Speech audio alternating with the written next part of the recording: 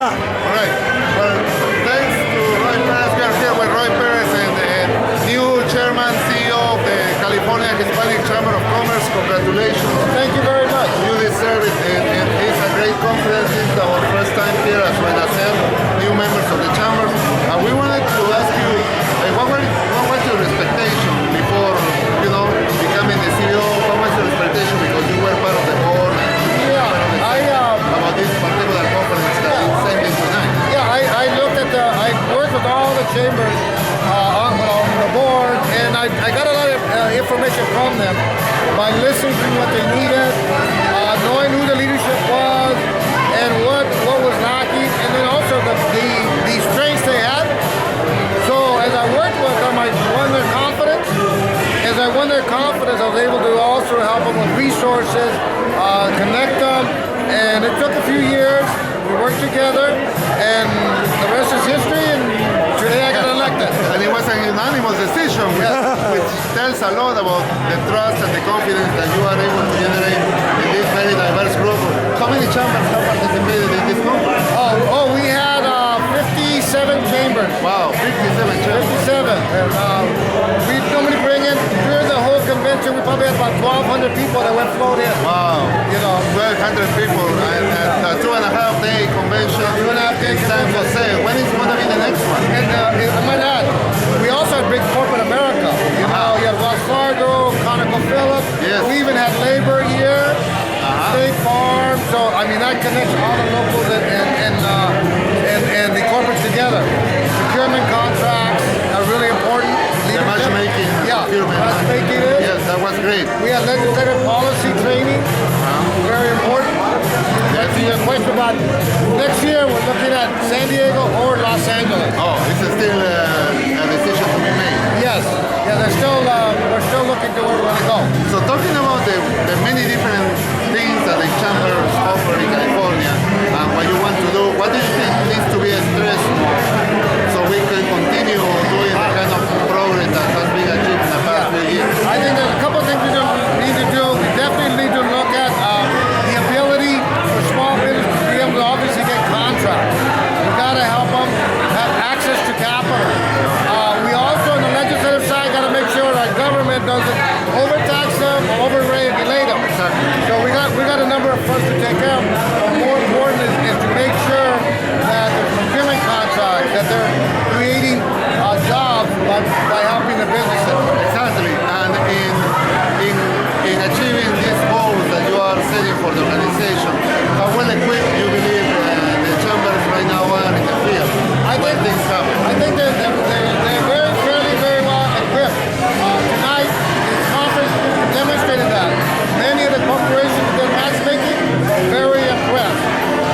The other equipment, or the way that to the question of equipment, the chambers are very organized. And it's not only a state chamber, but it's a well-networked throughout the state, down to the local chambers, but we also have officers that work with different regions that connect with the state and local.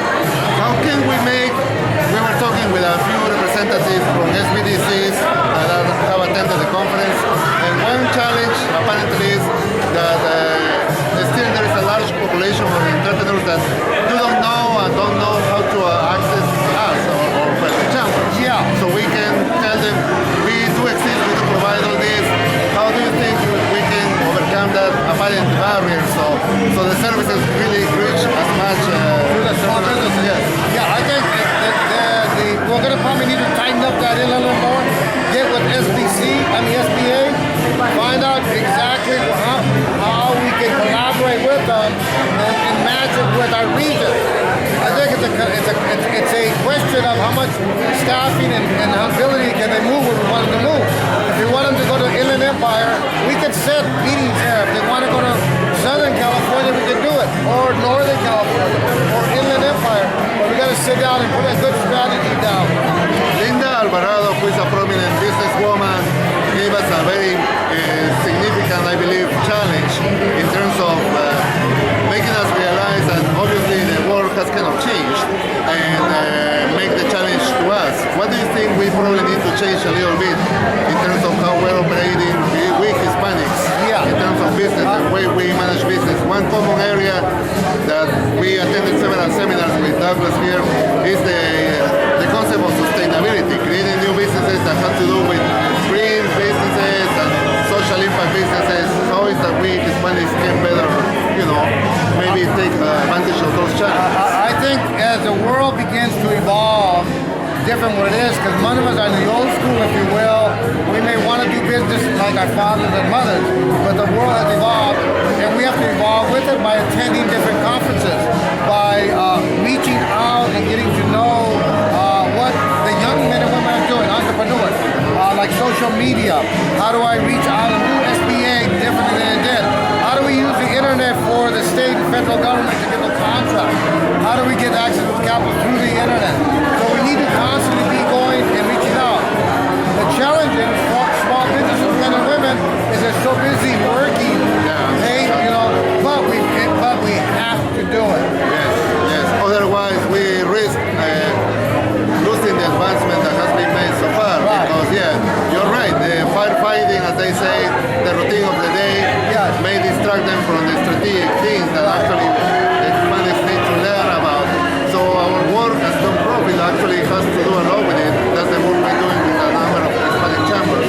So how many more institutions like us you believe are needed so we can really reach out to a mass population? I think we take it a step at a time. We can't go too big and try to save the world, but I think we do small steps to be successful. And I think for small business, when they come here, which I've witnessed, they've never been here before, they go, oh my goodness, I didn't know this existed. What can I do? Then they begin to learn, so we start to grow. And as you saw tonight, enthusiasm with the board members, enthusiasm with the local chamber. They said, Roy, I want to do this. There was a central region, a Central Valley chamber, first time. He goes, well, I want you to come and visit us. I said, okay, we're going to teach you. But I don't go alone, I bring 2 or 3 people with me. And then we began, so I can leave and leave too, and they continue doing that. And then we train them locally, and they can train others. Exactly. So it's a theme of inclusion as well as innovation that is shared and a more collaborative approach. Exactly. And I think under your new